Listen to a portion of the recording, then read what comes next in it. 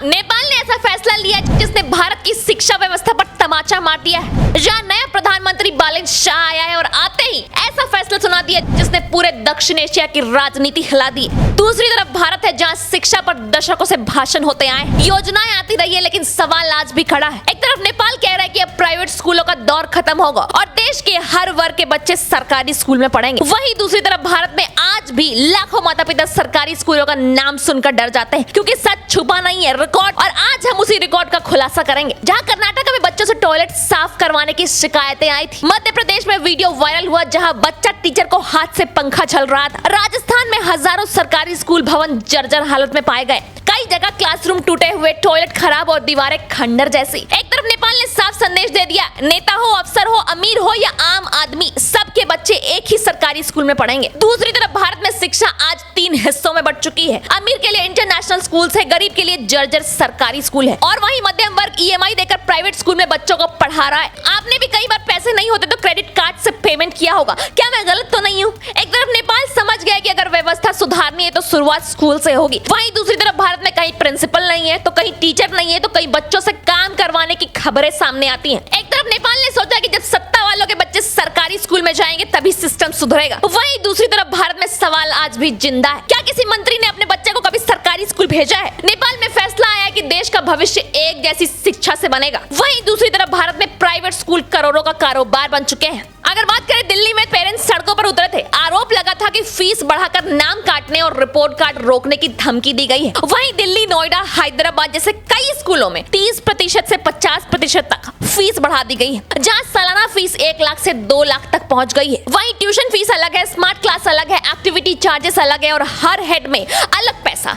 Admission fees अलग, uniform अलग, बस फीस अलग, लेट फी अलग, और किताबों का धंधा तो मानो काला बाजारी बन गई है। नर्सरी से 5वीं क्लास तक किताबों पर 3000 से 10,000 तक का खर्च, वहीं 6वीं से 10वीं तक 6000 से 15,000 तक, और बात करें और ब्रांडेड स्कूल में यही 20,000 से 40,000 तक। और सबसे बड़ा दर्द क्या है जानते हैं? कई किताबें पूरी साल नई की नई पड़ी रहती है, ना खुलती है ना पढ़ाई जाती है, साल खत्म होते ही रद्दी में बिक जाती है। माता पिता ईएमआई भरे बच्चों के स्कूल खर्च का बोझ उठाए। वहीं एक तरफ नेपाल कह रहा है कि शिक्षा अधिकार है, व्यापार नहीं। वहीं दूसरी तरफ भारत में मध्यम वर्ग का पिता कमाता है और स्कूल की फीस, किताब, ड्रेस, बस में आधा। एक तरफ नेपाल ने देश को बराबरी का सपना दिया है, वहीं भारत में गरीब सरकारी स्कूल से डरता है और मध्यम वर्ग प्राइवेट स्कूल की फीस से टूटता है। एक तरफ नेपाल ने साहस दिखाया कि अमीर और गरीब एक ही बेंच पर बैठेंगे, वहीं दूसरी तरफ भारत में आज भी सरकारी स्कूल के बच्चे टूटी बेंच, टूटी कॉपी और टूटी छत के नीचे पढ़ रहे हैं। एक तरफ नेपाल ने आईना दिखा दिया है, वहीं भारत अब भी फाइलों में सो रहा है। अगर देश बदलना है तो संसद से पहले स्कूल बदलो, अगर भविष्य बचाना है तो भाषण नहीं, शिक्षा सुधारो। नेपाल ने कदम उठा दिया है, अब सवाल भारत से है। जिस दिन भारत भी तय कर लेगा कि नेता का बच्चा और मजदूर का बच्चा